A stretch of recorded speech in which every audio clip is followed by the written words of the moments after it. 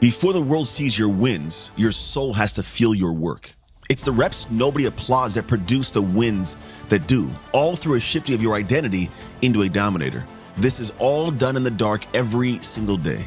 So let me be your guide as I welcome you to this episode of the Dark Work Daily. Make it short and sweet on this Friday because I want you to get after it. And then genuinely, I want you to get after it. Think about you are an individual trying to go fast. You want to go do something, right? You want to, whatever it is. Imagine if you were able to drop some weight. Like not physical weight, but drop some weight while you're trying to run. What would happen? You go faster, right? Here's an example. I used to train athletes back in the day. When I trained athletes, I had this one athlete used to come in and it's interesting, he wanted to get faster. So what we ended up doing was he ended up just working on his just pure strength, right? And then over time, we were working on strength and a little bit of size too. So we got this guy to get bigger. Now he ran, let's say for example, he ran like a 4.7. I'm just gonna make this number up, a 4.7. Well, we ended up putting 20 pounds on him and he still ran a 4.7. His mom came back and just, we're in phases you progress into it. There's a phase you build into some size, some strength, and then eventually you put some power and you make some speed from that so you can go faster. But we were in the phase of weight gain essentially. And we tested him and his mom came in pissed. She goes, hey, I paid you to make my son faster, but he's the exact same speed. So I go, miss, you do realize he's gained 20 pounds, right? She goes, yeah, but what does that mean? I go, well, think about it this way. Do you think if I threw a 20-pound sled on him or a chest vest right now, that he would still run the exact same time? She goes, oh, obviously not. I go, interesting. So if you realize if I was to automatically shave off, say, 20 pounds, he would fly. She started getting it. She goes, yeah. I go, so think about it this way. We're just in the first, it was a 7-month process. So we're in the first 3 months of this process. Let me continue my process. Done properly, he's going to continue to maintain this size, but he'll get more powerful. He will get faster. He'll be a much more dominant athlete. She goes, okay. So we went and rocked and rolled. Fast forward to the end of the football season. He played football, end of the football season. He led his conference in tackles. He was defensive player of the year for his entire conference in high school, his senior year. Balled out. His first play, very first play of the first game of the year was a sack. Now, the interesting thing with this is it's an example of the ability to go faster when you've removed something or if you remove something. Because what we did is in the reverse of this, think about it. If I was to say gain the weight and stay the same size and I just chopped off the weight, he'd fly, right? I want you to think about this with life. You can get stronger, but if you maintain a bunch of things on you, body weight, everything else, like just the weight of life, you can't go very fast. Sometimes if you think about the fact of removing something, you remove that weight, you can go so much faster.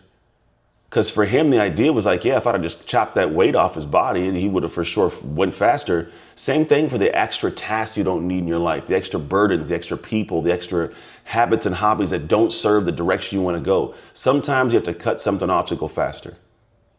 Even though, think about it, you've built the strength to handle all this stuff, yeah, and still go the same speed you're going, but you want to go faster. The idea isn't to always just consider how do I continue to maintain getting more power to be better, which that's one way of doing it. The other way of doing it is going, hey, maybe right now you have something to lose.